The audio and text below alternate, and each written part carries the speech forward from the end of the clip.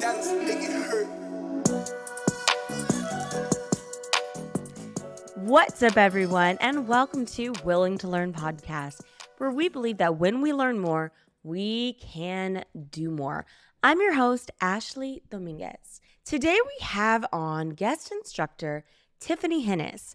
Now, Tiffany is a mixed race person of Chinese and German American descent, but she is also a transracial adoptee, which means she was adopted at birth to distant relatives of her white first mother or birth mother. And in her case, it was a domestic kinship open adoption, meaning that the relationship could be open. She could visit with her birth or first mother while she was growing up. She has over 35 years of intimate experience navigating the pros and cons of human adoption, which means she really has great authority on the nuances of adoption today, especially as it relates to American Christian culture. She's done extensive research on adoption as a metaphor in the Bible, which you can find on her website, callinginthewilderness.com. A few reminders before we jump into the interview. Don't forget to go rate, review, subscribe, and share the podcast with a friend or a family member. Go follow at Willing to Learn Podcast on Instagram and Facebook to stay in the know with all future programming. Have an idea for a future guest or topic that you want to hear about on the show?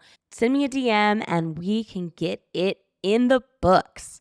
Stay tuned after the interview to get valuable resources and hear what the call to action is this week. And now to our guest instructor, Tiffany Henness. Welcome to Willing to Learn. I appreciate you agreeing to be on the show. I'm excited. Yeah. Thank you. Thank you for contacting me. I'm like, oh, this is great. Like, I love the whole premise of this. So thank you.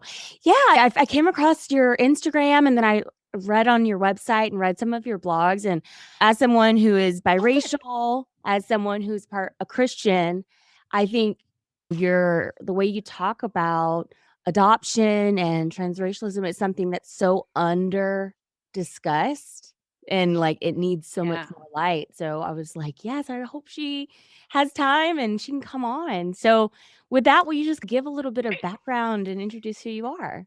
Sure. Here comes my kids. I sacrificed my cell phone so they could watch a show on it. Hopefully that works. Yes. So that was my 2-year-old.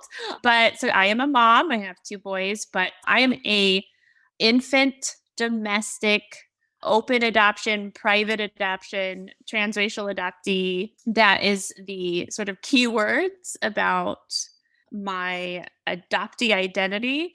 I was raised in Oregon, born and raised in Oregon. Okay. And I'm also mixed race. So my first father was Chinese Canadian and my mother, white, Western European American, blonde hair, blue eyes. And I got a little bit more of the Asian genes, flip-wise. But a lot of people do still consider me ethnically ambiguous. They're not quite sure. So I have often got the question, what are you? Where are you from? Yep. The ultimate. That's mixed race question. Yes. Yeah.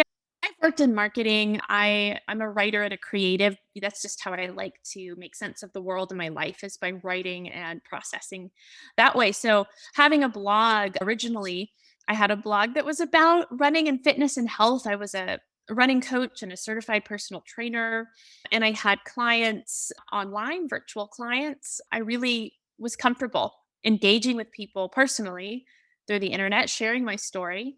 But when I had my first son about 5 to 6 years ago, I realized that my identity as an adoptee and as a mixed race person, a multiracial person, was something that I needed to finally dig into and understand. I had just ignored those things and felt like they didn't matter. And so it felt natural to start writing about that process. It felt really natural to go to Instagram or to create a new blog that was really about adoption, my Christian faith, deconstructing that at the same time. Oh, yes. Okay. Thank you, kiddo. And racial identity, ethnic identity, the intersection of those 3 things. I work from home. I do some contract work with Be the Bridge, which is a Black women-run nonprofit focused on racial education. And also do some volunteer work and do some community organizing. So I'm on the leadership for a local movement of volunteers called Safe Families for Children that aims to reduce family separation and the need for child welfare to intervene. I'm also currently serving as the vice chair of my city's DEI committee and have been working really hard. I live in a rural white county in Oregon. And so I've been working really hard to try to find ways to really build community for Black, Indigenous people of color, like a multicultural community. And bye.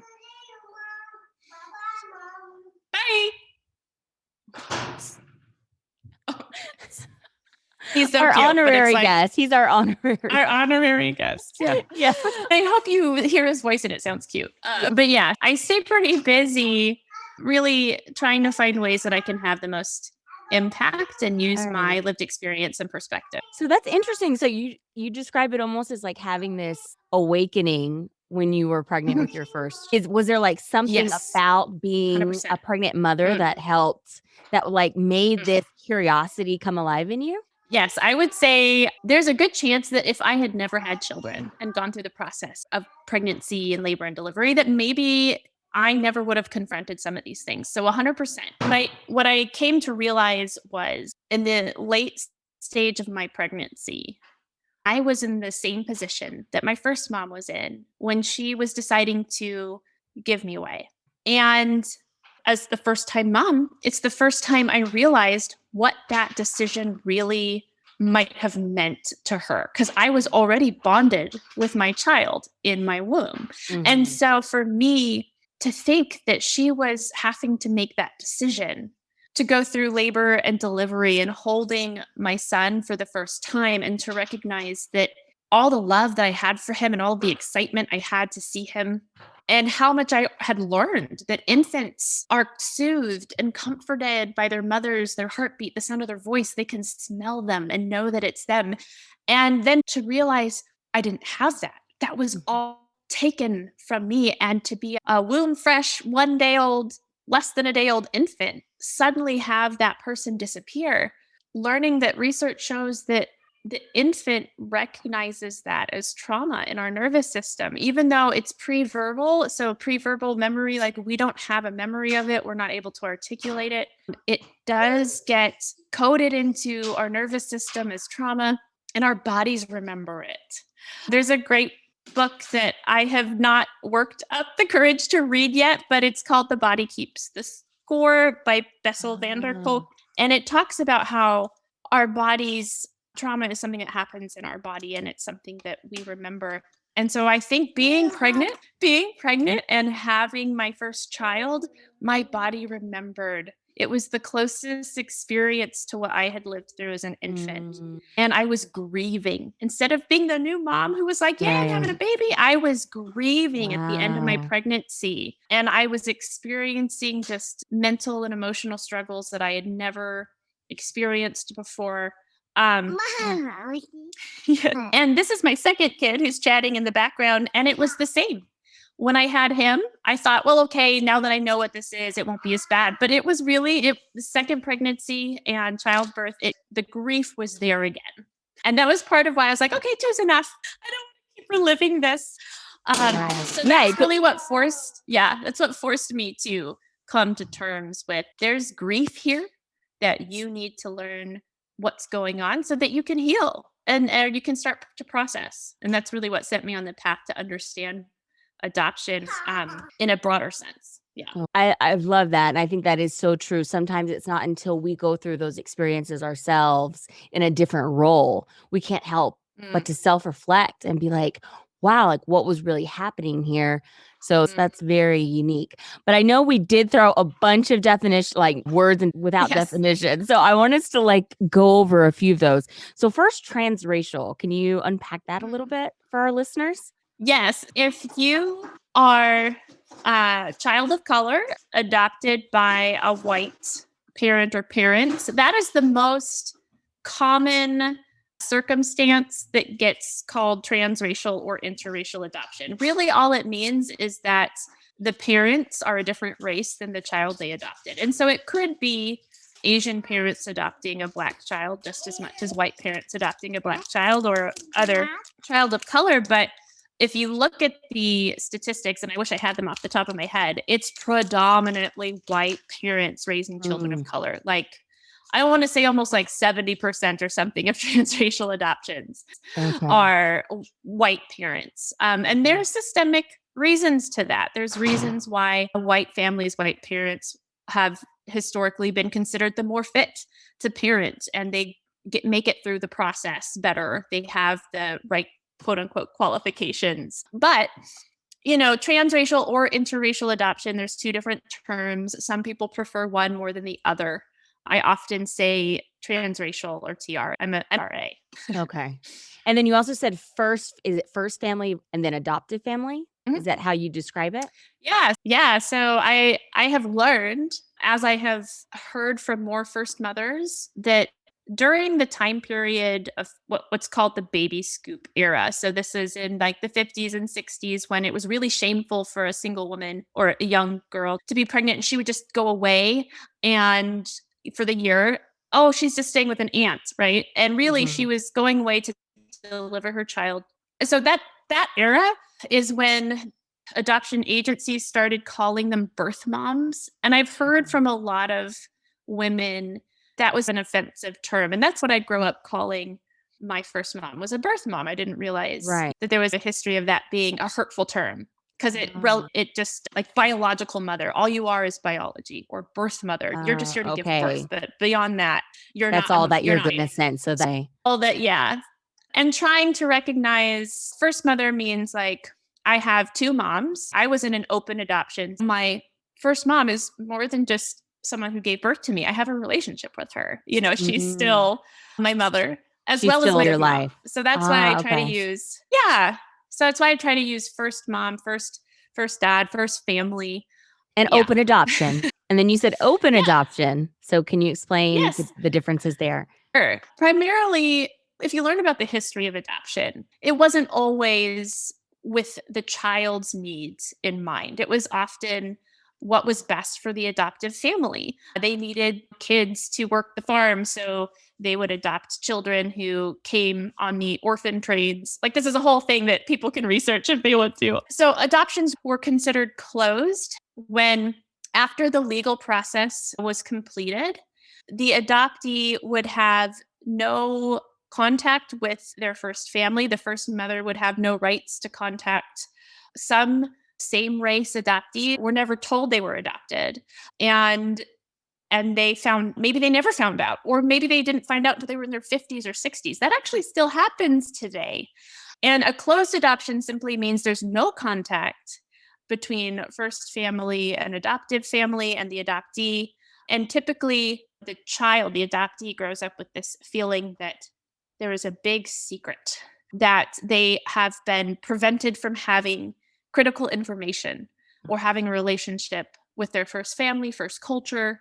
Now, open adoption is our society's way of, okay, now we recognize that was problematic and that was harmful. Okay, we get it. So let's improve upon it. Let's adapt and change, and let's make the experience better and healthier for adoptees by having the adoption be open. And so that means there's some degree of contact or communication between first mother, first family, and adoptive family and the adoptee. But it's not often something that is legally enforceable. So once a child is adopted, the adoptive parents have full parental rights, and whether or not they keep in touch with the first mom or first family is totally up to their discretion. And so that's an issue. So the first family, they can decide if they want it to be open or closed, and they can decide, if they do want it open, how open they want it to be. Yeah, it's a weird thing. Like, the first family, the first mother, for example, she can say, I only want to adopt to someone who agrees to an open adoption and who agrees to this amount of contact. And they can state that. The adoptive parents can promise that. But in very few cases is there an actual contract written where that's legally enforceable. And so a lot of the issues with open adoption is that it's really subjective. It's great in theory that a child will still have connections with their biological family. They'll have people who look like them, and they'll have access to medical information, and they'll be able to work out those relationships on their own terms. But it's not a fix-all to adoption. Mhm. I had an open adoption, and even though that has a lot of quote unquote benefits compared to closed adoption, it doesn't mean that there's less problems for adoptees. It just means the problems that we face in an open adoption are different ones. Right. So, Okay. Okay, good. So I want to start yeah. by just attacking and dispelling some of the bad information out there about adoption and transracial adoptions. What are some of the common misconceptions that people have about adoption? Number one that I hear, yeah, the number one myth or misconception that I hear is that adoption really is or can be a win win win situation. There's three wins because traditionally we see three parties involved in an adoption. We call it the adoption triad. It's the first mother, the child, the adoptee, and then the adoptive parents. And it's a myth that it's a win. The myth goes like this: first mother doesn't want to parent or isn't in a place where she can. And so it's a win for her to relinquish her child and so that she can move forward with her life in the way that she needs or wants to. It's a win for the child who gets raised in a more stable home environment and tangibly, we have more resources, more financial stability typically because of an adoption. And then for the adoptive parents, it's a win because they get to have the child that they always hoped and longed for. And so everybody's happy. And that's a huge myth. Mm, And I still hear this from friends who will say, well, I know some folks who've adopted, and it's just like, it's been great for everybody. right. And typically I say, oh, okay, how old is the adoptee? And they're usually not an adult yet. And I was like, okay, well, wait another 15 years and then ask them if they still think that it's been without problems. I know that's so true. 'Cause That yeah. also goes with that thinking of like it's almost like with the parents, it's all about what the parents want and like the children are like they're less talk Yeah. they're less concerned with the children's perspective, Mhm. namely in part because they might not have the age or the language or Right. the mental capacity yet to be able to understand what's happened and what is happening to them. Kind of like what you So said, like true. it wasn't until your, I think, early 30s, you Yeah. said, that Yeah. you had this awakening, conscious revelation moment in your life.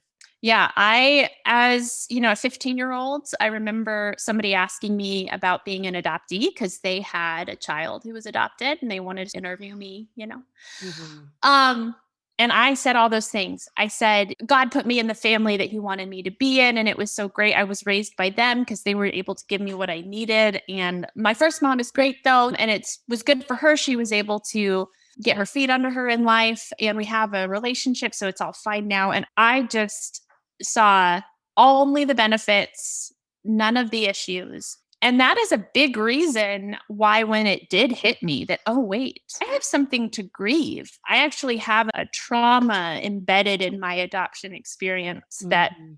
no one who is close to me and who loves me knows about. It's hard for them to acknowledge.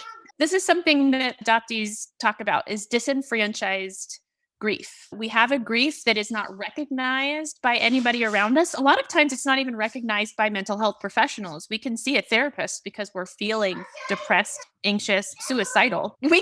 As adoptees, we can see a mental health professional if we're self-aware enough to say, hey, I think there's some issues here with adoption.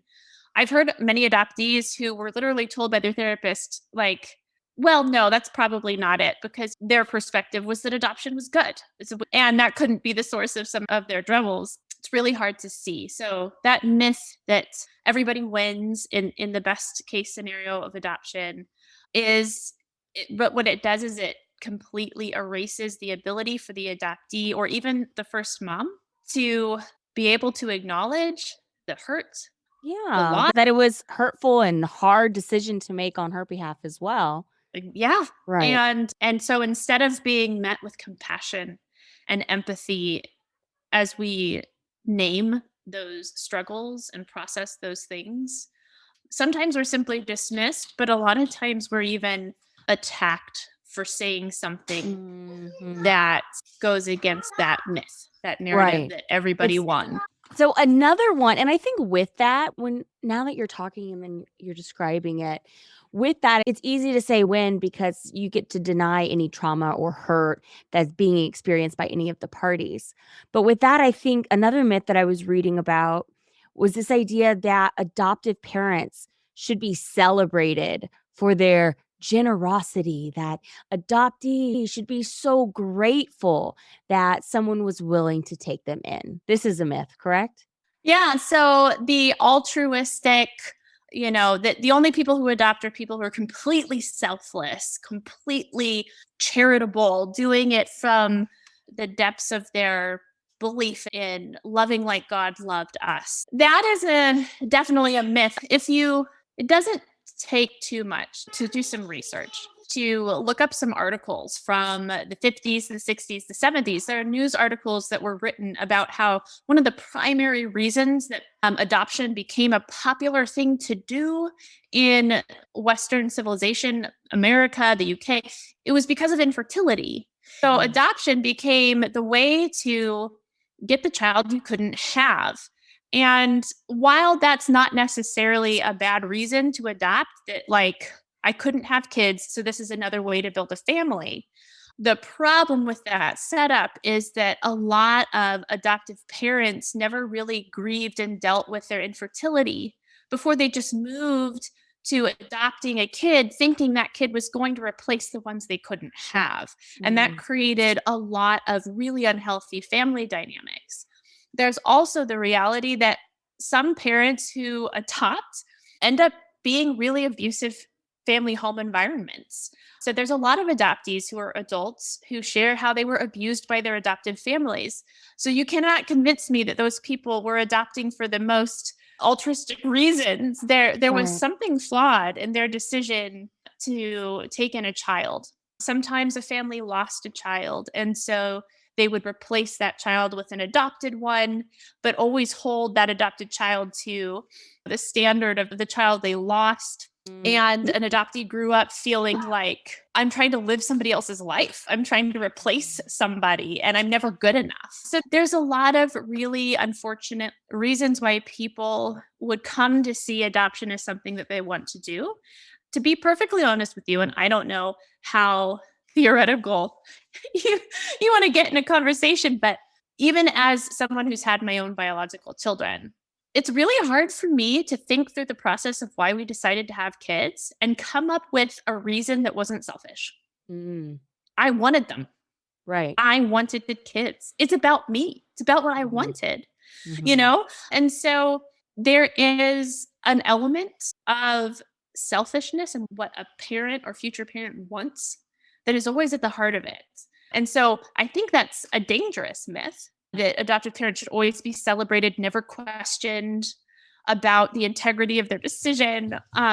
But this idea that adopted parents should be celebrated and Mm, be questioned, mm, and that it's and really in adoption can be a very selfish act by the parents because you mhm, even as a biological mother, you could right, say, "I had my children because I wanted my children. It was something that right. I wanted." I think tip of the hat to the selfish tendencies of folks who adopt is really if you look at what the legal process of adoption means. And so that's something a lot of people don't think about.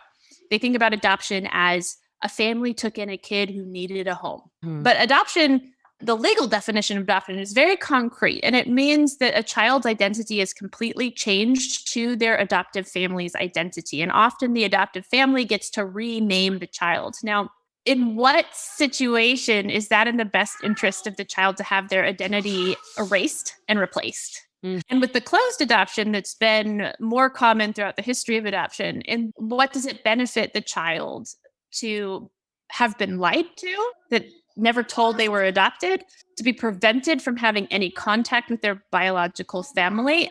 It's only in extreme cases, really, it's rare. But sometimes there is a case where the biological family is a danger to the child. And so the child needs to disappear for their safety. But that is not most cases, right? And so who does it benefit to have that kind of a setup? It benefits the adoptive parents. Mhm. They get the legal parental rights to this other human being. They get to name them like they've always wanted to. They get full control. They don't have to negotiate sticky things with another family or another mom. They get to just say like this is our child, and we don't have to consider the family or the community they came from. And We're, only been in more recent, a few decades, that it's been common knowledge that a child's ethnic or racial identity is important. But that being said, you will still find many people, primarily white Christian people who adopt, who believe that love is enough. That's another myth. Love is Mhm. enough. I just need to love my kids, and that will be all that they need. And so if a white parent is raising a child of color, that they don't need to make sure that child has access to real relationships with people from their own racial and ethnic group, that Mhm. they need to cultivate a healthy racial and ethnic identity in their kid of color, and that their love as a parent is going to be enough. And that is unfortunately not true. You can look back into, I was adopted in the 80s, and the racially colorblind approach. Don't talk to your kids too much about race, because then they're going to think they're different from you and you want to enforce how they're the same as you. That has been really harmful. So, a lot of the ways that adoption has been done historically really show that the adoptive parents' needs and desires were always prioritized over everybody else. Their timelines, their what they want, and it's not really been about the needs of kids out there in the real world. Yeah, and I think that's another myth that you're touching on is that race the myth that race doesn't play a role in adoption, that, like you said, the covering of love and a healthy, unified family will be enough, and that race Stuff. doesn't play a role in adoption. And I think that's something that makes it more complex and dynamic, and I think you make a great point of this idea that people, in this case, more often than not, it seems like the white Christian, the savior complex comes into play. And it's like, well, if I love you and if I speak God and the word of the Bible into you, then that will cover us and we'll be able to be happy and have healthy relationships and healthy self-identity and all of those things. But it does complicate it quite a bit. Another one that I know that you've talked about is adoption is a very Christ-like thing to do. And that you've seen this more popular in Christianity in particular. Can you speak a little bit about that?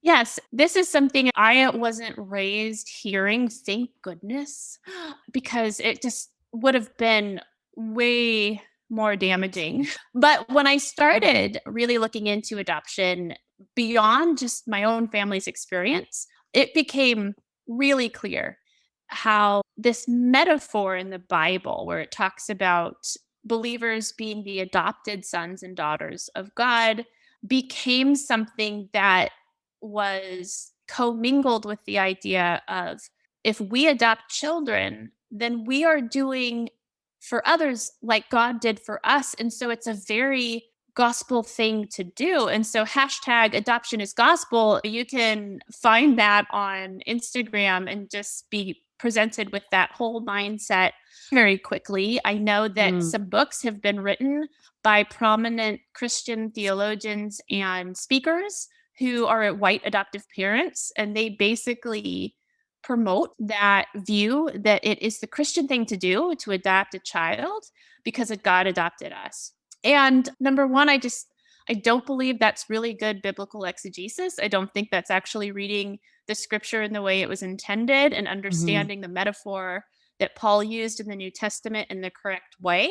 And number two, it ignores what the Bible already tells us about how to care for kids in need. And that's caring for the orphans, the widows, the poor, and the foreigner in your land. The Bible already tells us that we should be looking out for marginalized people, like families in crisis, or Mhm, women at risk, or mhm. children in crisis, and that we should prevent them from falling through the cracks in society. We should actually come around, and that looks like keeping families together, Right. not taking a child from a family because they're poor. It's a hard pill to swallow if that's somebody's faith-based perspective of adoption. It really, you do. Okay, go ask brother for more, please. Say more, please. I'm so glad my 5-year-old can reach the water dispenser in the fridge. Yeah. This makes my life so much easier. But yeah, if for Christians who believe this, like you're really challenging a core piece of what has come to be their identity. And so there's no way you can really address that without them feeling personally attacked. Because you're telling me I'm not a good person. And I adopted this child with the best of intentions. And if you tell me that it was unethical or my child from Ethiopia might have been trafficked, like I will deny that. So Because yes, you're challenging the things that are so near and dear to who I believe I am and what I believe Mhm. to be true and good and loving. And so that is why I don't know if you watch the TV show This Is Us, but if any of your listeners do, they're probably very aware of the Black transracial adoptee character named Randall. I don't watch the show, I just hear about it because I'm in Okay. adoptee Okay. spaces. I've seen like the first a few seasons, I believe. Okay, well, if anybody has on social media, go to Twitter, go to any place where people are talking about what Randall's doing and look at how people talk about how terrible it was that Randall, the adoptee in the show, was honest about his grief or trauma or his Mhm. difficulties growing up as a Black kid in a white family. You'll get a glimpse of how really angry people will become, how Mm. nasty they will get at adoptees who are speaking our truths.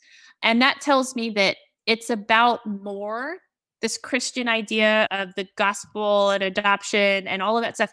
It's about more than just adoption. When people get that angry about an opposing viewpoint, when they become, that vicious in attacking the person who's saying, "Hey, this hurt me." Those are the dynamics that you see that tell me, okay, there's layers here of systems of oppression.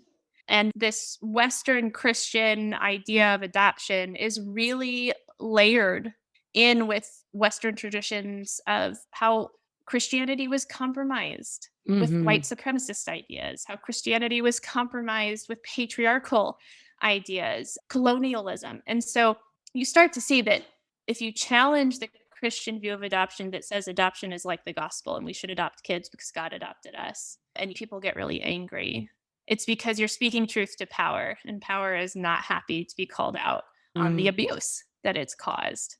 And that's like a smarter people than I have written about these things. But to me, that's the telltale sign when people get really angry because an adoptee is saying, "I'm hurt and this has harmed me," as opposed to somebody responding with, "I'm so sorry to hear about your hurt. How can I support you? Or what can we change so that this doesn't happen to more kids?" Mhm. Right?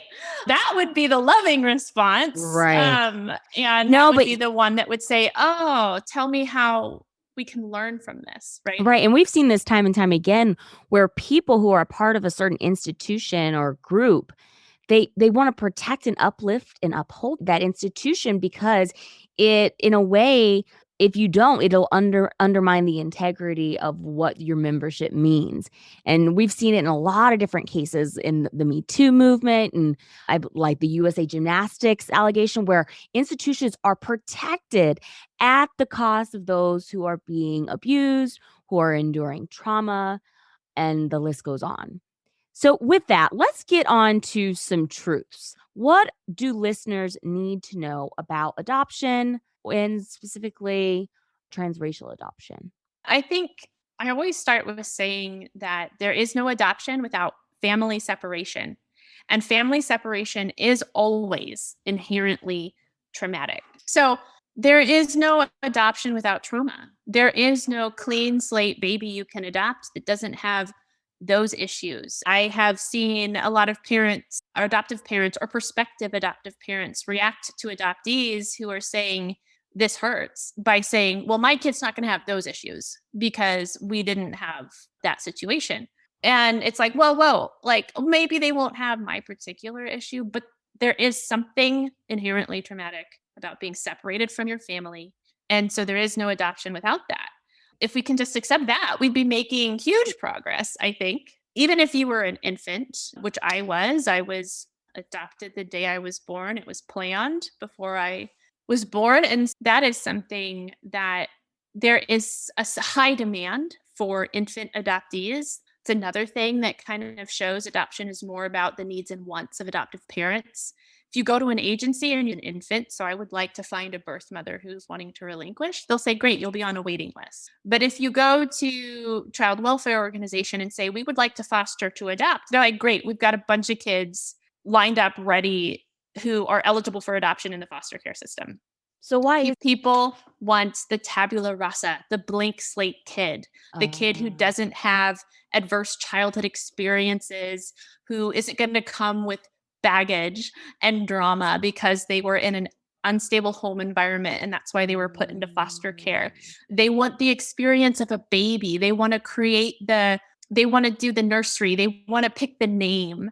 They want to have more control over what kind of child they get and raise. And so an infant is the golden goose. And that's why you see so many adoptive parents working really, really hard, paying big, big money to get picked by somebody who is thinking about relinquishing their yet to be born child. That's what I was curious about. Yeah. What is the process for adoption? Well, how do people typically go about this? I've not personally experienced that process, but from the outsider's viewpoint, it's pretty obvious. You get on Google, you're quickly funneled to an agency who answers all your questions. I've read those articles. How to adopt, how to go about it, what do you need to do? You fill out some paperwork, you have a consultation to determine if that's the agency that you want to work through. You have to be vetted to some degree. Different agencies have a different process for that. So are you stable or financially stable? Do you have a good home? There's some kind of process to make sure that like it could the agency be documentation, records, financial statements. It could be a house visit, home study. And then once you have been approved to adopt a child, sometimes there's a matching process. Like the agency considers who you are as a family and they try to help match you with a kid or a prospective, like expectant mother is often what they'll call them now instead of birth moms. If they haven't given up their child yet, they'll call them expectant mothers. And sometimes the expectant mothers are given a book of eligible adoptive parents and they can pick who they want to adopt their child and see if it's a good fit. It's like a mutual selection process. Although a lot of adoptees and birth mothers say that practice is inherently unethical. Why is that? And so you have to first understand the context of most women, perhaps not all, but most women who are pregnant and considering not parenting, considering giving their child up for adoption. There are reasons for that: financial crisis, a temporary situation in their life where they're in a place, they're pregnant and they're scared. They don't feel like they are enough. They don't think that they can provide for their kid the way their kid deserves. And so if you give that woman a book full of happy, smiling couples with a big house and a pool who can put their kid in a private school and give them a really great education, obviously it's going to be like, wow, I'm so unworthy. I couldn't give my kid all this. They'd be so much better off with those people who are so happy and have such a good family and have a great house and buy them all the things they want. It reinforces you're not fit to be a parent. It is actually the best idea for you to give your child away. So they start to visualize, and it almost gets to the point where you're selfish if you decide to keep your baby. If you decide to keep your baby, then you're taking away this better life from your child. How selfish of you that you would decide to keep your child. And that is just all kinds of abusive. Like you should never tell a woman that. Instead, so there are some agencies I've heard of that are trying to change that. And so when an expectant mother comes to them, they are given an education about, they're asked, like, what would make you decide to keep your child? Is it financial stability? Is it like, what if something changed in your life, what would that be that would make you be like, yes, I'll keep my child? And then they'll be like, well, how can we connect you with a service that will help you do that? As opposed to, oh, you want to give up your child? Great. Well, here's how it happens. And here's the parents who are ready. And we won't even talk with you about whether or not, the other thing is a lot of times they don't tell expectant mothers what the long-term effects of relinquishment are, both for their child and for themselves. And so sometimes telling an expectant mother, you're already bonded with your baby. When your baby is born, that child is going to look for you, is going to feel a sense of loss and trauma when you're not there anymore suddenly. And a lot of expectant mothers don't know that. I didn't know that until I was pregnant and I was going through a class and they were talking about that in the child Mhm. preparation class. And I was like, wait, what? So, Right. um, and so just really making sure that expectant mothers are fully informed. And a lot of times they're not really fully informed about what this means long term. And they're just like, I'm in a bad situation right now. I really feel bad about bringing a kid into this situation right now. And the easiest thing seems like adopting them out so that they can be in a better life and a better family. And then I can try to get my stuff together. I can't even remember how we started on that option for adoptive parents. So the process of adoption, like it's so competitive. There's just not that many women who are pregnant who don't want to parent. But there's way, way more people who want to adopt an infant. And so I've seen how there are the agency or maybe another organization or group will help these prospective adoptive parents or hopeful adoptive parents. We call them HAPs or PAPs. We used to call white adoptive parents WAPs, but then a song came out that made that. It That's was like, hey, yeah. adoptees have been using that term for way longer. And then Okay. suddenly it's like people are Yeah. accusing us of saying something that we're not. No, but so the hopeful adoptive parents, they'll do a whole photo shoot. They'll do a whole book about who they are. Oh, okay. You got water. In order to market themselves, really what they're trying to do is market themselves. They'll create Facebook pages and social media accounts, and they'll be in local community groups. Even here locally where I live, there was some prospective adoptive parents who had created a Facebook page and they posted in a local community support group. Does anybody know a pregnant woman who doesn't want her kid? Please send her Mhm. our way. And here's our page with all of our info and our photos where we have put our best foot forward to try to vie for being the next adoptive parents. And there's something really disturbing about that to me. The adoptive child has become a commodity. Yeah, what Almost it sounds this, like is a supply demand, right? Because there's more yes, people who want children than there are women that are having children and giving them for adoption. So, really. yeah. Okay, so relinquishing for That adoption. is why if you look at adoption as an industry, which some people are really offended by the suggestion that it's an industry, but it is, money changes hands. Right. So There are with that people who are professional. There's agencies, even if they're nonprofit, they're still making money and their CEOs are still making money. There's attorneys who their entire career as an attorney is based off of facilitating adoptions. So there's Mhm. several ways in which livelihoods are made simply because of the lucrative industry that is adoption. So with that, because there's power, because there's money, because there's high demand, corruption is inevitable, right? Like there's different way corruption. Inevitable. Oh, yeah. If you've got a white couple in the US with money who says they want something, you guarantee anybody in the world is going to be like, I'll find it for you. Right. And that's why it's more obvious in international adoption. There's a lot of international adoptions, countries who have stopped the process of international adoption because the corruption and the child trafficking had gotten to Right. the point where they realized, whoa, before we send out any more kids, we need to figure out what's going on. There are international adoptees who have grown up, gone back to their birth country, found their families, only to be told by their families, you were kidnapped. I was at work. Mhm. You were supposed to be a friend or someone was supposed to be watching you, and they sold you to a trafficker. And then when you were adopted to a family in the US, the agency said, oh, yeah, their parents died. It was so tragic. They were orphans. But no, their intact family, mother and father, is still in their home country, wondering what happened to their 2-year-old. When those stories come out, I think the tendency for some people is to think, oh, that's anecdotal. I mean, that's tragic, but it's so rare. But the more that I have been paying attention, and that's the key is, are you paying attention?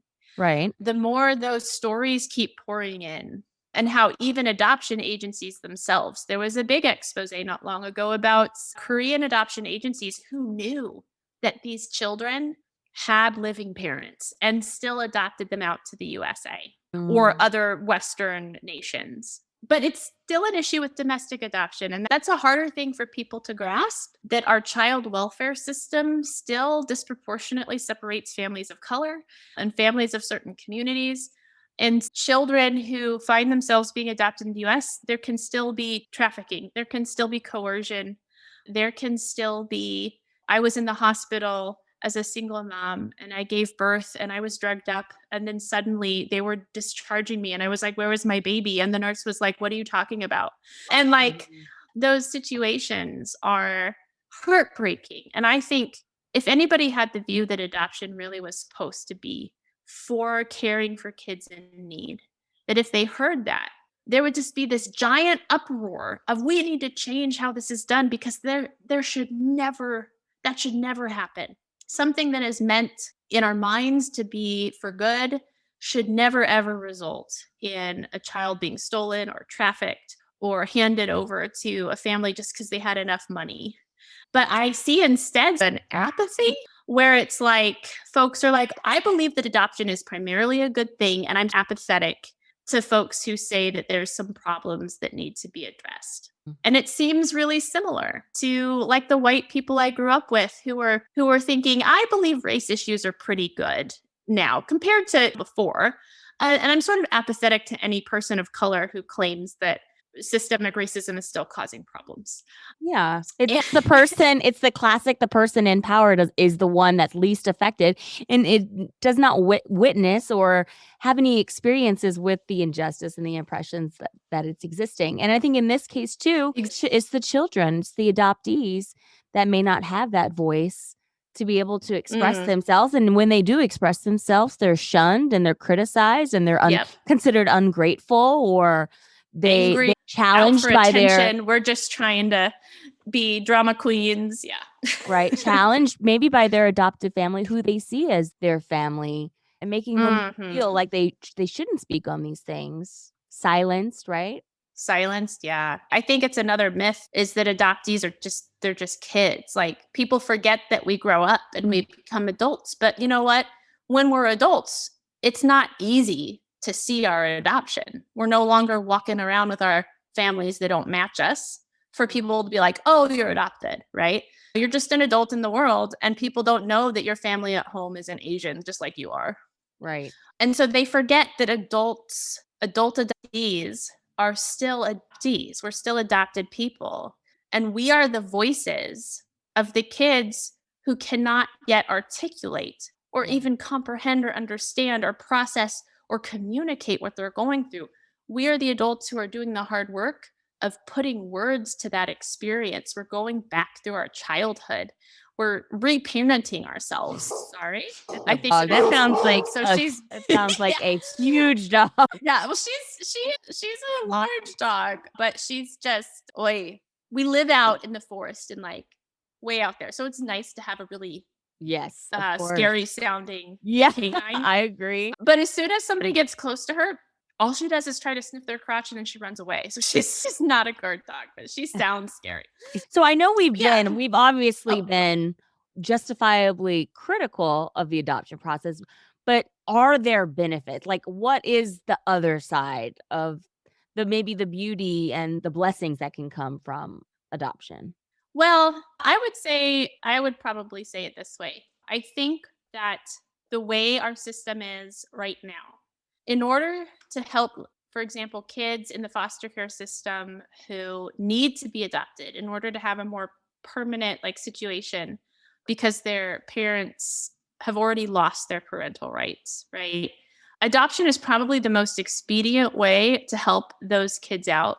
I don't think that justifies continuing to practice adoption the way that it's currently practiced. I think we need to be working toward a long term reform and to minimize the need for adoption. I honestly think that it should be the very last case scenario. And there are different types of adoption. And that's another thing that folks forget. I forget. A child being raised by one biological parent could be adopted by a step parent. And that's good. I think there's that step parent gets to then become the legal parent of that stepchild.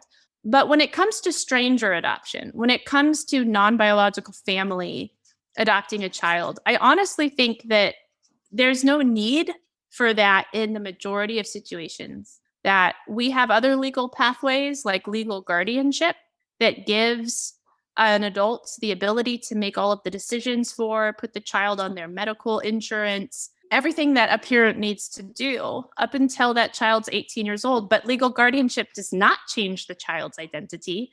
It does not change their birth certificates or remove access to their medical records or sever their legal relationships with their biological family. But legal guardianship does allow a stable household to take in a child in crisis for as long as they need it. But if the biological family is able to return to a place where they can care for the child, can go back to their biological family because their identity and legal status hasn't been completely permanently changed. So when it comes to the benefits of adoption, I really struggle with that, especially with where I'm at in my life journey of being an adoptee. I am estranged from my adoptive family. I Okay. do feel like adoptees do not have adequate support over our lifetime. Adoption impacts how we experience life over the full course of our life. I didn't realize that until I became a mom. But I was like, wow, adoption is changing the way I perceive and engage in motherhood in the way that my friends who are not adopted, they don't understand what I'm talking about. And it's going to impact my experience of being a grandmom. It's going to impact my experience of when my parents die differently than folks who aren't adopted. There's still a lack of mental health resources that are helpful for adoptees. A lot of mental health professionals aren't necessarily what we call adoption competent, where they understand common adoptee issues. I would say that there are some adoptees who say that even though adoption has been traumatic, that because of that, some of us have learned how to be very adaptable, very resilient, very quick learners to learn in a new environment how to fit in and how to blend in. And even though we recognize that we shouldn't have had to have done that, we shouldn't have had to have grown up constantly learning how to read the room when folks were surprised to see our parents' kid walk in and it's not a blonde-haired, blue-eyed kid, and how to disarm that discomfort. Like as kids, we shouldn't have had that burden, but it gives us some skills as adults sometimes that it's the only thing that we know. We know how to just adapt on the fly sometimes. And that's not true of every adoptee, but what I guess I'm trying to say is some adoptees recognize that those skills that we've learned or those tendencies that came from Overcoming living life as adversity. Right. from overcoming adversity, are things that we can use to our benefit now and we Right. can use for the benefit of others now. I do think it's great that there are, many families who adopt with the right reasons. And I think there is some beauty in that there are a lot of folks who really do have the right reasons at heart. And I know some really great adoptive parents. And yet, I think that even though that's true, we can't use those good experiences or good moments to dismiss or erase the larger body of evidence that adoptees are bringing forth and saying, on the whole, we're not doing this right. Right. Yes, there's good adoptive parents, and yes, there's kids who really were raised in great environments, who were able to get the medical care they needed because they were adopted that they wouldn't have been able to have gotten otherwise or in their home country, and those things are good, and yet that doesn't mean that we should just keep things the way they are. And ignore the problems that are happening at a Yeah, systemic level. So, what yeah. recommendations do you have, if any, for parents or adoptive parents, or Hmm. perhaps adoptive parents of with children of races different than their own? The first thing is that they would educate themselves. It's easy to start with like follow Adoptees for Justice or the Adoptee Rights Campaign or something like that. It's easy to start with some of the justice initiatives, legal policies that adoptees are trying to change, international adoptees who don't actually have citizenship because of some loopholes in the laws during certain time periods. And they're actually in some cases being exported back to their home country they haven't been in since they were 2. All adoptees should have their citizenship tomorrow. Like that should be a done deal, but it's just not as high of a priority for our federal government as it should be, as I think it should be, because it's everybody should agree, Democrat, Republican, Libertarian. This is not a partisan issue. Right. But yeah, educate yourself on the adoptee justice issues, on the lack of access to vital records, medical history, and find how you can contribute to having those legal and policy issues changed. Maybe you're in a state that still denies adoptees their original birth certificate, so you can contact your representatives. Or maybe you can donate some money to Adoptees for Justice as they're trying to fight for citizenship for international adoptees who don't have it. And that could be an estimated 40, 50,000 people in the US. That's an easier entry point, I think, to start educating yourself there. And what about for parents specifically of different race than their adopted children? Yeah, I honestly, it's hard to think about that and not think automatically of just white adoptive parents, right? Yeah. Even though there's plenty of parents of color who have adopted children of a different race, it's predominantly white adoptive parents. And so my recommendation is always do your own racial and ethnic identity development work.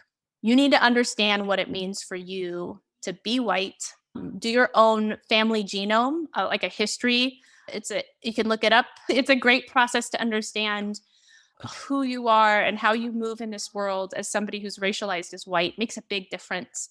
And to understand what that, like, really be able to talk about race meaningfully that way. There's the organization I work with, Be the Bridge, has Be the Bridge 101. It's an online course you can take where you can learn about those things. You've got to know what whiteness is, how to see it, define it, recognize it. You've got to know how to understand white privilege isn't something meant to guilt or shame you, but it's something you have. And how can you use that actually to help your child? Would you say would you say it's on the onus of the adoptive parents to create Yeah. opportunities and relationships for the adoptees to have more access points to learn about their heritage or to interact Oh, for with sure. heritage? Yeah. And I think that's the other thing that adoptive parents have to do. And again, the organization that I work with, Be the Bridge, they have a transracial adoption guide that people can purchase.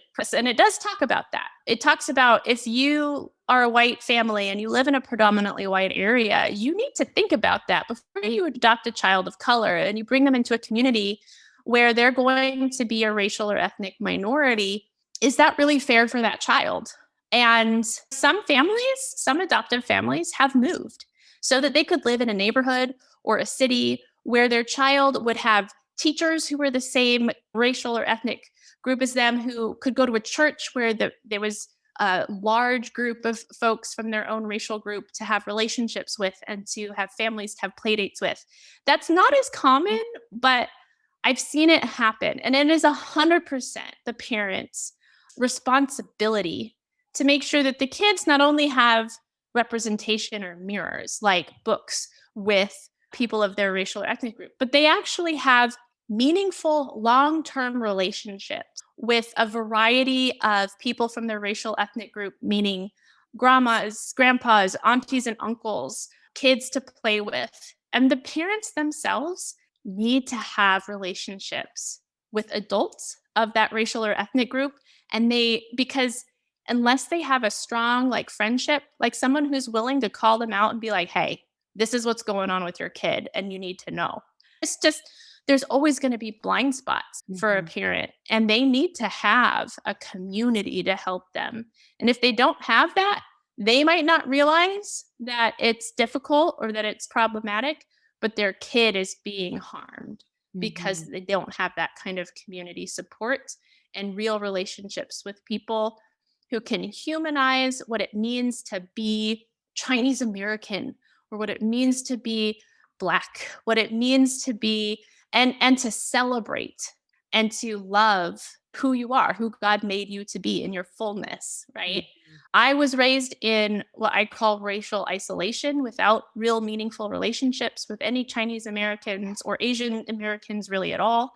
And that caused me to internalize racism and to hate the part of me that was Asian and not really realize that's what I was doing. That was also about the same time I was going through my adoptee identity like wake up call. And I know that's not what my parents wanted. They didn't want me to do that, but they didn't see the signs of it because they didn't know what that looked like. And it really came from the fact that the only exposure I had to my racial and ethnic identity was stereotypes and like tokenism, tropes on TV. So I had a very shallow and unhealthy and negative view of what it meant to be Chinese or Asian American. And the only way that I could have had anything more rich and in depth was to have actually had relationships with other Chinese American families and to get to know them as real, fully, well, like dynamic and complex, full human beings and to understand what that looked like. So, yes, it's the parents' responsibility completely. And I wish it was something that was taken more seriously.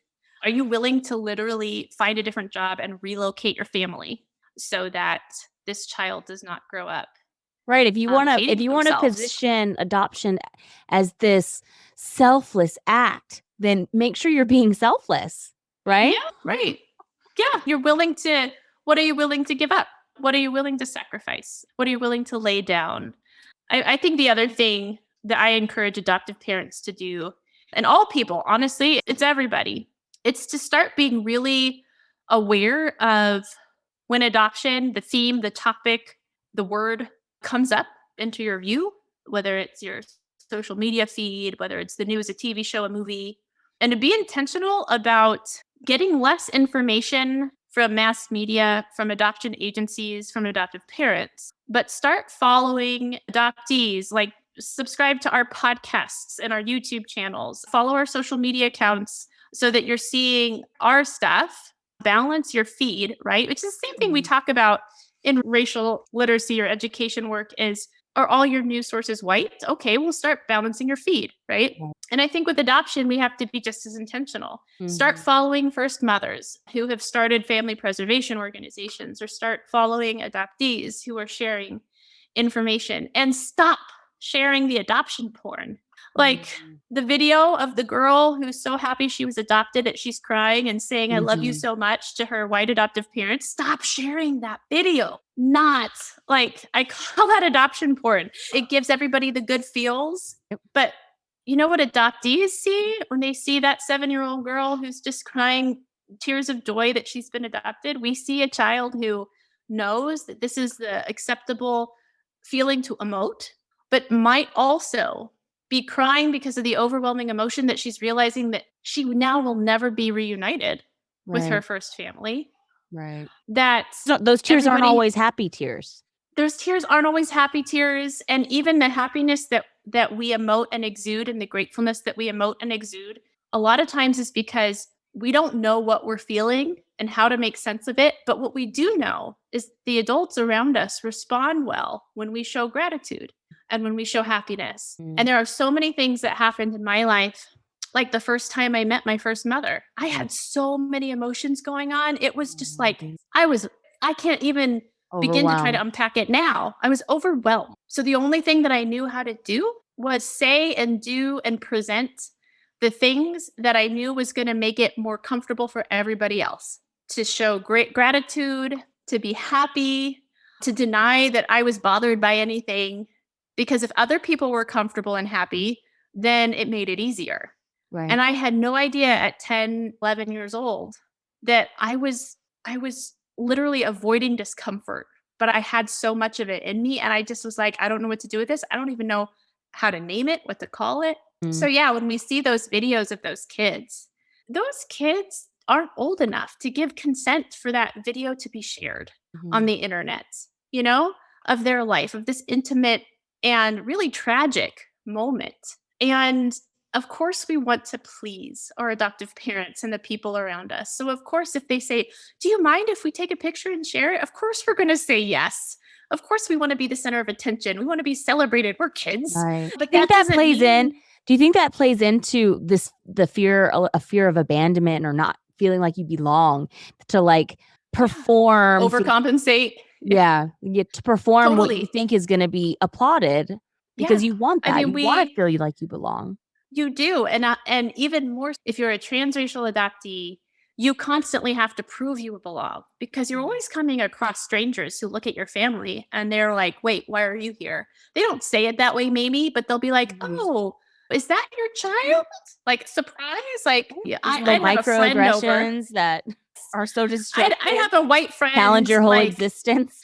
when my white friend would like come to play or be with us at a camping trip, people would always assume she was the daughter and I was the friend who came along. And I'd be mad because I'd be like, no, this is my family, and being really intentional wasn't a conscious thing, just feeling this need to prove that I belong here. This is my family. That is my parents. And always looking for things that affirmed that and denying anything that challenged that.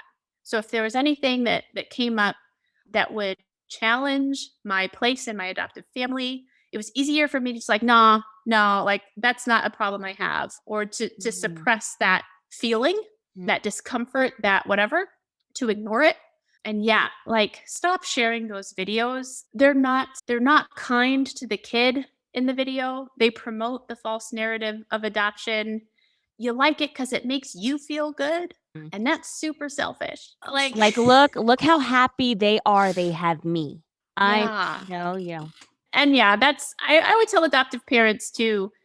I would really love it if adoptive parents would not like make their child an internet online public face and personality. There was Micah Stoffer, who was an adoptive parent who had a YouTube channel that was pretty much centered around their adoption of an Asian boy who had special needs. Oh, I think I She heard about this, and they had challenges They had navigating the challenges. They ended up rehoming him. So that's right. another thing to know about adoption is that if the kid doesn't work for the adoptive parents, they can give them away. So, essentially, Um, they couldn't handle his special needs, I think right? that's what It it was was. yeah, And but they got suddenly they got a huge following and a lot of attention, like, again, like, She wow. was full she was a full-time YouTuber, so she was making enough off of the money she made from her YouTube channel, which centered her as this wonderful mom of this child of special needs. So to me, she made money off that kid. And then when it got to be too much, and he was getting older and the challenges were still there, the kid disappeared. And a lot of Oh my YouTubers were goodness. like, What "Where is he? oh, Where is the kid? What happened?" And then it came out that they decided to rehome him. And sometimes rehoming is a process that actual child welfare people are involved with. And sometimes it's not, and it can be really sketchy and shady. And so there was a demand that the local authorities there confirm that this kid was placed in a good home and wasn't just sold to somebody. And the fact that's even a question. So anytime an adoptive parent, especially with transracial adoptees, because there's really something about kids of color mhm. optically with white parents that people love to see. It's like, oh, this is so great. We're solving the race problem when white people adopt kids of color. But please save all those photos, share them on your social media, but have it set to only your friends see them, like privacy. Because someday that child is going to become an adopted adult. And if you have a social media platform and you've monetized that or you've made a name for yourself off of sharing their life since they were an infant with your followers, Yeah, it's there's cringe. a good chance your child's going to grow up and feel used by you so that you could be popular or get followers or make money. And you know what? I'm so glad social media wasn't around when I was a kid, that my parents couldn't post publicly on the internet for internet Mhm. strangers to like and hurt Mhm. and Comment. love bomb. I say, hey, save all those things. And you know what? Someday, if your adult kid is like, I love all these photos, let's share them all publicly online, then you can do it together and have Yeah. big fun. And they get to make that decision though as an adult because it's their Wow. life and it's their story. I think Yeah. adoptive parents need to protect and guard the story of their adopted children, what their circumstances was, why they were relinquished, how they came into your family. That story is just as much ours as anybody else's. And it should be up to the adoptee who has grown up and process that how they want and where they want that story shared. And what it makes us very vulnerable. When we share our story, people can react in such terrible ways. It's very hurtful. I grew up hearing my story shared with strangers. It was just, oh yeah, she's adopted and it was this and it was that. And I learned not to value my own boundaries about what is intimate information that you don't need to know. Right. You don't have a right to just ask me that and to hear the sordid details of why I was relinquished. That's none of your business, Mhm. right? But it's normalized. If we grow up believing our story exists for the consumption of everybody, then there's something that tells us that we exist like for everybody else's entertainment or curiosity. Do you think That's that's not a healthy do you healthy think that's thing. something that people need to know at whole is, like, you shouldn't be asking why or how someone was relinquished? Yeah, honestly, I think if that's something that an adopted person wants to share with you, then they'll make that decision, right? Mhm. I think a lot of times I have overshared because I felt like if I got it out in the open, it was like preemptive. Right. I'm not going to be hurt by your stupid, nosy questions and assumptions because I'm just going to lay out all my cards in the beginning so that you don't even have an opportunity to ask a question that insinuates something that I'm not Mm. comfortable with. I'm just going to tell you all right out front. And so many times, walking away from those interactions, feeling used, feeling like, oh, okay, that was interesting. Anyway, but people asking me about my ethnicity. And then when I say I was adopted, because they're like, oh, well, were you raised like, because almost everybody knows something about what it means to be Asian. And then I'd be like, well, I'm adopted. So I wasn't raised with the culture and the Mhm. language. And then, and it's just like, within the 5 minutes of meeting someone, if they're asking you those things, that's Mhm. not because they care about you as a person, it's because they're trying to put you into a box so they can, Yeah. like, figure out how to categorize you. Like, Mhm. are you someone I can be cool with? Like, are you down? Like, are you whatever? Can I make anti-Asian jokes in front of you or not? And I just wish that people would realize, like, oh, okay, that's something that is if you see a family and clearly the parents and the kids don't match, really try hard to be aware of how you react to them for the sake of the kids. Mhm. Okay. For the sake of the kids. Yeah, you might be super, super curious about how that Mind white your mom came to be. business. Mind your business. But it's what's more important that you know these details about these strangers or that those kids get to go out and be in the world and feel like who they are and who their family is accepted and it's not weird and it's not something that people point out as being wrong or different. Mhm. It doesn't require explanation. And cuz I really just that's all I wanted. I just wanted to be seen as having being someone that belongs. Of course. Adoption certainly affects my life in many ways, but it doesn't define me. I'm so much more than just that. Yeah. Growing up as a transracial adoptee, especially, there's such a tendency to have everything wrapped up in that experience of being an adoptee. Everything Right. colors it. It doesn't But constitute your kids, entire yeah, identity. Right. it's not everything about us. And yeah, I wish I would ask that people shift the influx of information and shift their perspective by intentionally seeking out and consuming adoptee created materials, content, art, music, products. Like we're entrepreneurs, we're writers, we're musicians, we are sculptors, we're using dance to communicate our complex stories. So there's just so much that is out there for folks to follow adoptees, to let that challenge their perspective, to see us as people. We are experts in our own personal story of adoption. I'm not an With expert on all of adoption, but my experience on it, you bet your tush, I'm the expert. right. And And with that, I wanna get to our last game because I oh, know I've yeah. had you for quite a bit, which is actually called "In My Expert Opinion," which essentially this is rapid fire. I'm gonna list off topics, and I just want you to Ah, give your hot take initial reaction to the matter, and then explaining, like, "I agree," or "I disagree because blank." Cool? okay. All right. Okay. Number 1, adopt may experience shame around their birth parents or ethnic backgrounds. Oh, 100%. Yeah, for sure. I feel like I experienced shame, and some of that was maybe even tinged between race and religion. Mm. And being is that my father was Chinese, and being is that China is often seen as a foreign threat to the USA, there was political rhetoric I picked up on as a kid. China's this communist country. It's a spiritually dark place. It's where only the bravest missionaries go because it's so dark over there, right? And so I had this thought that like my Chinese ancestors are like maybe they were like dragon worshippers or something. And I am like carrying this bad blood of like these very unchristian, anti-God communist people or Mhm. something. And it was kids make up the craziest things. They never tell their parents. I have Mhm. a healthy imagination.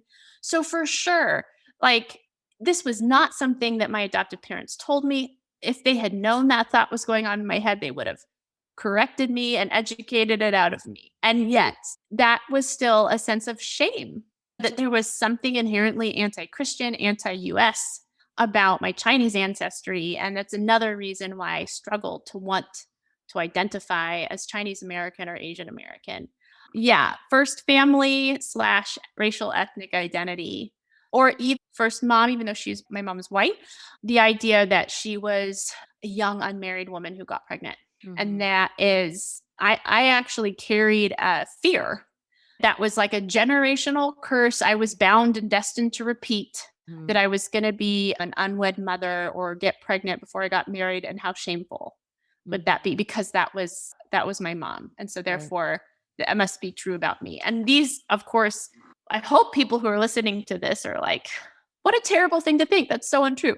But I would say there's a lot of adoptees who have felt similarly about those things. Right. And whether these messages are explicitly said to you, or maybe they're implicit bias or messages being subliminally transferred to you, or maybe it could be some things that just come up in your mind. It doesn't matter if Yes. that shame is grounded in truth.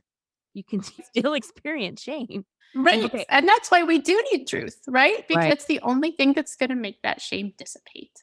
So we Right. have to have these open and honest conversations about what shame we have carried and why, so that we can start to unravel those things. If we're not allowed to talk about our pain and our shame, we Mhm. can't heal. Yeah. Exactly. Okay. All right. Number What's next? 2, adoption is a spiritual journey. No. Is surviving cancer a spiritual journey? Sure. Anything that we're spiritual beings. So anything we have that happens to us in life, you could loosely call a spiritual journey. But to be honest with you, you know, I that seems like, what do we call that? Marketing fluff. It's a phrase somebody who's not adopted came up with to that sounds good, but that doesn't resonate with me, and I'm not even 100% sure like why people would say that. Right. Okay. Number 3, adoptees can embrace their ethnic and heritage even if it's different than their adoptive parents.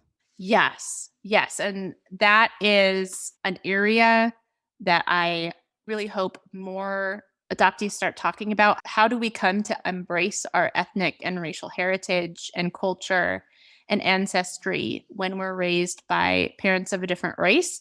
I definitely believe that is possible. I think a lot of adoptees feel like that is impossible. Imposter syndrome, where we really feel like we don't belong, is real. Like Asian adoptees, for example, we say, well, I'm not Asian enough and I'm not white enough. What am Mm. I? Right. I think the transracial adoptee experience in this way overlaps with multi-ethnic people, mixed race people, It in does. that we live in the hyphen. I'm not fully Chinese, I'm not fully white, I'm the something in between. And even if I were fully Chinese, but I was raised by white parents in a predominantly white culture, I would still live in the something in between Chinese and white culture America, right? I think that it's definitely possible. How each adoptee comes to a place where they have a healthy celebratory sense of their racial and ethnic identity is going to be, it's going to look different for everybody. And there's going to be a lot of things that some of us have to overcome, whether it's internalized racism, whether it's just anger or unforgiveness toward first families or countries that sent us away. For some of us, it's like, I don't want to identify with the people who rejected me, and that's valid. Okay. Mhm. And so they are going to come to have a healthy sense of what it means to be who they are. It's going to look very different than it does for me, but it is possible. And that is something that I hope more adoptees who are doing that work or who have done that work start sharing about. I'd love there to be some academic research on this. I did actually ask a transracial adoptee who's an academic researcher. I believe her name is Dr. Gina Samuels. And she sent me a paper she did on transracial adoptees raised in white culture and biracial identities also. Mm. So I do think there's some adoptees out there who are doing some research on this because I think it's something that more adoptees need to know is possible for them. You can have a healthy racial and ethnic identity and embrace your ethnic heritage. It's going to look different for you than Right. your non-adopted counterparts, sure, but it's not less valid. It's not less, you're not less Korean or less Chinese or Colombian or less Black because you were raised with a white family. It's just how you embody your ethnicity might look different. Right. And that's okay. And hey, Yes. that's good. We're not a Yeah. monolith. Yeah. That's good. No, love that. I love that. Let's see. Another one is adoptees don't have to express gratitude for being adopted. Yeah, no, I agree. I think that is expected that we express gratitude and that we say we recognize the good and the blessing and the positives of that. Here's the thing though, if your adoptive family is truly loving and supportive, and this is true for biological family, if I am a loving and supportive and respectful mother to my children, then the gratitude they feel for me will come naturally. It'll be an organic response to being loved and respected by their parent. But for those parents, biological or adoptive, who haven't healed from their own stuff, who are passing on their traumas to their kids, and yet still expecting their kids, you owe me gratitude because I adopted you, or because I gave birth to you, or because I feed you. That is that's really a shame or guilt tactic to try to get the kid to behave or to tell you what you want to hear. I think that it's really hard to say, in the best case scenario with a really loving family, an adoptee would naturally show gratitude and respect toward their adoptive parents and there would be a healthy relationship. I can get down with that, but I can't get down with saying across the board every adoptee owes or must express gratitude. Because the reality is, every adoptee is not in a healthy and loving home environment. They're not fully supported and respected by their adoptive families in the fullness of their experience as adoptees or who they are as their racial and ethnic identities or even other identities that they hold. I think, like with my kids, I don't think they owe thanks to me. Like, I would love to hear that. Thank you, Mom, for Right. loving us. Yeah, of course, I'd love to hear that. But I think, like, if I'm doing a good job loving them, then that's going to happen. But for me to be like, you don't show me enough gratitude, that feels more about control. And I think that, I know. I was trying yeah, to think of like, what is that pitted in? This need of like wanting gratitude for something like what childhood wound or trauma? Like, what is that pitted? What is that coming from? well, I think honestly, I don't know if it's necessarily childhood women trauma. I associate this with patriarchy. Honestly, I associate this with the idea that there are certain roles men play, women play, and children play. Biblical roles, some people call them.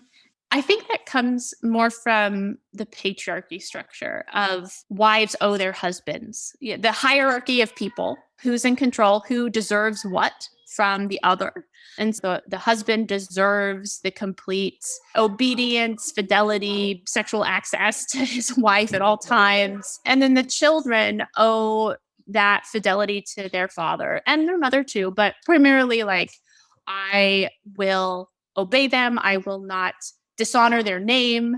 I will make them proud. It looks a lot like, to me, that there are some folks who feel like this is what a good family should look like, right? Where, what is it, the Proverbs 31, where the children will rise up and call her blessed. And so a lot of times it seems like parents are seeking those outward signs of success, but they don't really know how necessarily to make that happen organically. They're just looking like, oh, if my children express their gratitude to me, then that's a sign I'm doing something right. And Yeah, so I it's need to get them to validation. do that. How do I get them to do that? Yeah, it's validation. Totally. Okay, last one. Adoption Cool. should be a last resort.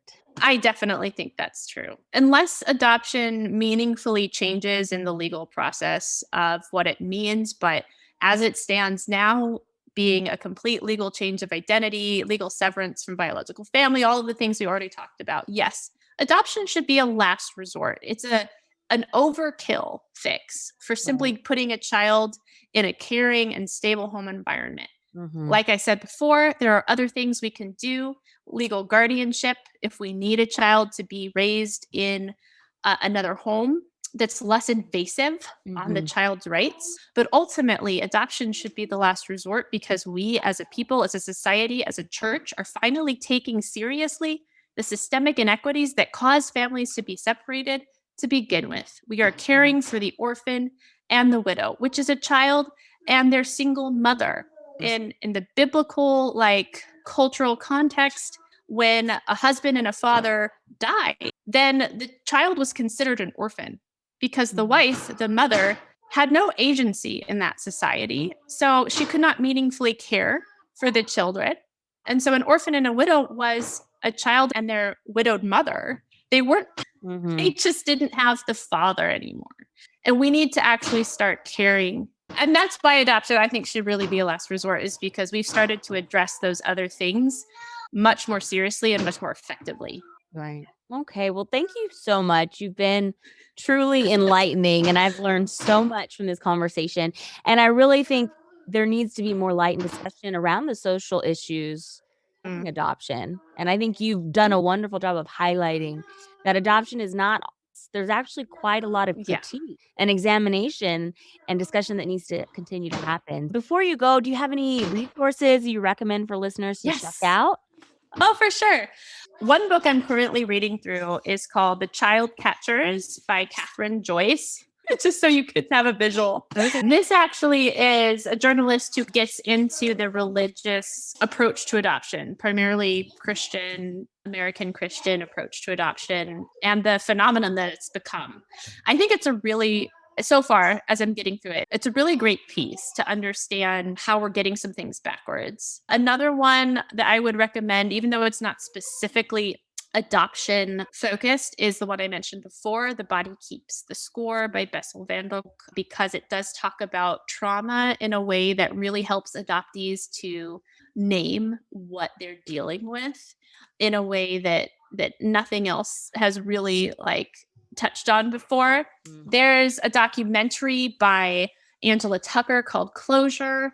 I think it's on Amazon, where she finds her first mother. I think she does a great job. Angela Tucker's a great person to follow. She does a great job of holding the nuance and the balance between, I am grateful for my life I have now because it's afforded me so much, and yet I also recognize and hold space for all of the trauma and the hurt and the tension of those two things. She does a good job of that. All You Can Ever Know by Nicole Chung was the first book. So she's a Korean American adoptee, but I had never read somebody put into words my own thoughts. I got like 2 pages into the book and I nearly threw it across the room because I was like, oh my gosh, somebody has been spying on me and taking notes Oh about my my life. goodness.